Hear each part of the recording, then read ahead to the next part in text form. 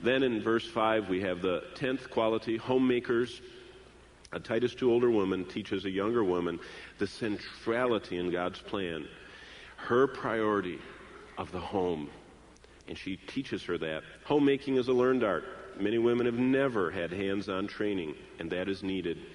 Life is so full, our culture has moved away from homemaking, and few young women get mentored in the godly, biblical art of homemaking. And what a powerful, powerful lesson that is. Yesterday afternoon, we drove the kids by the old parsonage where we used to live in Rhode Island. And I had to pull up. No one lives there now. Parsonages have gone the way of dinosaurs, I guess, and it's kind of starting to fall apart. But we drove in because I had to show them the window. The window that faced the garage where all those years when I lived there, I would pull in for lunch from the church drive over to the parsonage. And there at that window, I would see... In 1988, I would see 2 little heads. In 1989, 3 little heads. And by 1990, 4 little heads. Because Bonnie always trained them to run to the window to look for me for lunch. And so I had to park the car, and I kept turning until I could get the camera. And I took a picture of that now empty window. And I said, buddies, did you know your mother would encourage me without saying a word? Because when I'd pull in after many hours being at the office, I'd look up and I would see, and then, they'd shove the baby up into the window, and they'd be, they didn't realize their heads aren't attached very well at the beginning. And they'd all be there, and I know that she must have been in the background saying, come on. But you know what? That idea of the home being a magnet for the husband was taught to my wife, and it's so powerful. God placed the first 2 priorities in the Titus Two list as loving husbands and loving children.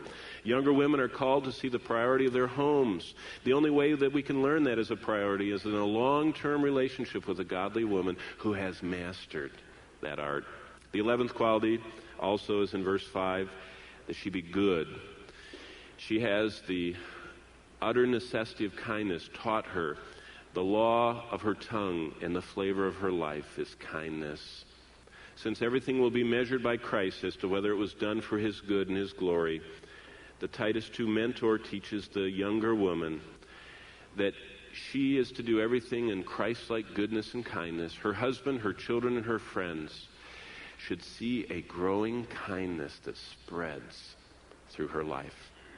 Not a growing preoccupation with self, not a growing desire for the world, but a growing goodness and kindness. And finally, the end of verse 5, the Titus Two women teach the younger women to be obedient to their own husbands for the singular purpose, with all the other 6 elements, that the word of our God may not be blasphemed. Titus Two older women teach younger women the supreme joy in life and ministry that comes from voluntarily embracing submission as God's plan for our role in the home and in the church.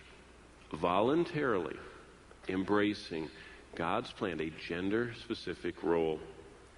Submission to husbands is a learned way of life that godly older women model and train younger women to embrace and display.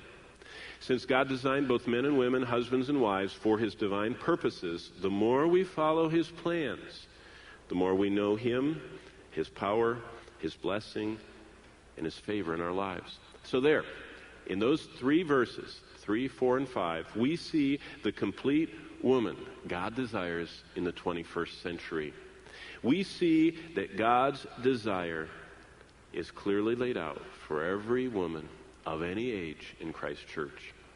I wonder this morning, do you desire to be that complete woman of God, energized by his grace, to live in step with the Spirit in your daily life?